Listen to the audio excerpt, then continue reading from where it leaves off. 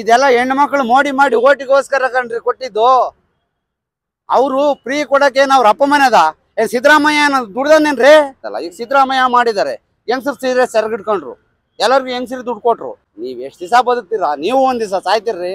ಕೋಟಿ ಕಟ್ಟಿ ಮೆರೆದವರೆಲ್ಲ ಏನಾದರು, ಮೀಸೆ ತೆರವಿ ಕುಂದವರೆಲ್ಲ ಮಣ್ಣಾದರು, ನೀನು ಸಾಯ್ತೀಯ. ಎಷ್ಟೋ ಜನ ಹೋಗಿದ್ದಾರೆ, ನೀನು ಸಾಯ್ತೀಯ. ಸರ್, ಅಂದಿನ ರಾಜಕೀಯನೇ ಬೇರೆ, ಇಂದಿನ ರಾಜಕೀಯನೇ ಬೇರೆ. ಅಂದು ಮೊದಲನೇ ಮೊದಲ ಪ್ರಧಾನಮಂತ್ರಿ ಲಾಲ್ ಬಹದ್ದೂರ್ ಶಾಸ್ತ್ರಿ ಆದ್ರು. ಆಗ ಇಂದಿರಾ ಗಾಂಧಿ ಕಾಲದಿಂದಲೂ ಈ ಜವಾಹರ್ಲಾಲ್ ಕಾಲದಿಂದಲೂ ಹೆಂಗಂಗೋ ನಡ್ಕೊಂಡ್ ಬಂತು. ಆದ್ರೆ ಇತ್ತೀಚೆಗೆ ರಾಜಕೀಯದಲ್ಲಿ ದುಡ್ಡು ಮಾಡೋ ವ್ಯಕ್ತಿಗಳು ಜಾಸ್ತಿ ಆದ್ರು. ಆದ್ರಿಂದ ಜನದ ಶೋಷಣೆ ಆಯ್ತಾ ಇದೆ, ಜನಕ್ಕೆ ರಕ್ಷಣೆ ಸಿಗ್ತಾ ಇಲ್ಲ. ಬರೀ ಅವ್ರ ಅಧಿಕಾರ ದಾಹಕ್ಕೋಸ್ಕರ ಅವರು ಒಂದು ರಾಜಕೀಯ ಮಾಡ್ತಾ ಇದ್ದಾರೆ ವಿನಃ ಜನದ ರಕ್ಷಣೆಗೋಸ್ಕರ ಅವ್ರು ರಾಜಕೀಯ ಮಾಡ್ತಾ ಇಲ್ಲ. ಈಗ ಸಿದ್ದರಾಮಯ್ಯ ಮಾಡಿದ್ದಾರೆ, ಹೆಂಗಸರು ಸೀರೆ ಸೆರಗಿಡ್ಕೊಂಡ್ರು, ಎಲ್ಲರಿಗೂ ಹೆಂಗಸರು ದುಡ್ಡು ಕೊಟ್ರು. ಗಣಸರು ಏನ್ ಮಾಡಿದ್ರು? ಅವ್ರು ಓಟ್ ಹಾಕಲ್ಲ.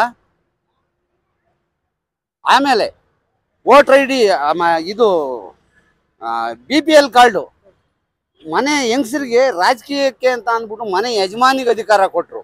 ಗಣಸು ಏನಾದ? ಸತ್ತೋದ. ಗಣಸು ಚಂಡಾಗಿ ಬದುಕ್ತಾ ಇದ್ದಾನೆ ಇವತ್ತ.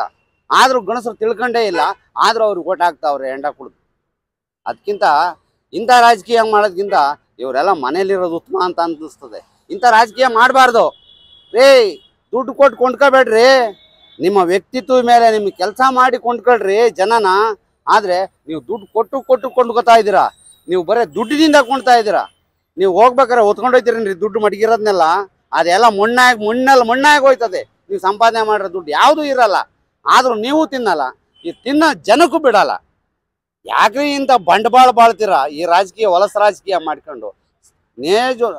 ಸರ್ಕಾರದ ದೇವರಾಜ ಅರಸು ಕಾಲದ ಅಧಿಕಾರ ಮಾಡಿ, ಇಂದಿರಾ ಗಾಂಧಿ ಕಾಲದ ಅಧಿಕಾರ ಮಾಡಿ, ಅಂತ ಸಂಸ್ಥಾನ ಕಟ್ಟಿ, ಅಂತ ಸಂಸ್ಥಾಪನೆ ಕಟ್ತಲೆ ನಿಮ್ಮ ಸ್ವಾರ್ಥಕ್ಕೋಸ್ಕರ ಒಬ್ಬ CM ಮಾಡ್ತೀರಾ, ಒಬ್ಬ BBMP ಮಾಡ್ತೀರಾ, ಒಬ್ಬ ಅವನು ಮಾಡ್ತೀರಾ, ಇವನು ಮಾಡ್ತೀರಾ, ಇದು ಬದ್ ಜನಕ್ಕೆಲ್ಲ ಅಧಿಕಾರ ಕೊಡ್ತೀರಾ.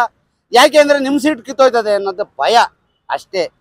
ಅಂದ್ರೆ ನೀವ್ ಎಷ್ಟ್ ದಿವಸ ಬದುಕ್ತೀರಾ? ನೀವು ಒಂದ್ ದಿವಸ ಸಾಯ್ತಿರ್ರಿ.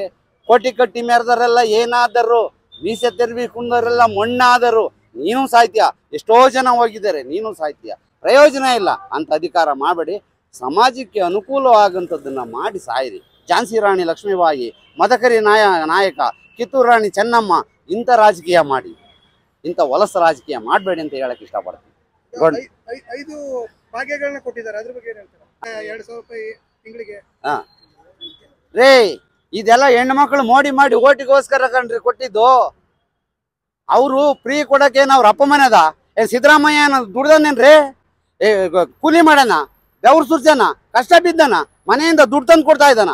ಇಲ್ಲ, ಜನದ ದುಡ್ಡು ಜನಕ್ಕೆ ಚೆಲ್ತಾ ಇದ್ದಾನ ಅಷ್ಟೇ. ಅಂದ್ರೆ ಇಲ್ಲಿ ಹೊಡಿತಾನೆ, ಅಲ್ಲಿ ತಿಂತಾನೆ. ಈಗ ಬಸ್ ಚಾರ್ಜ್ ಎಲ್ಲ ಯಾಕೆ ಜಾಸ್ತಿ ಮಾಡಿದ್ರು?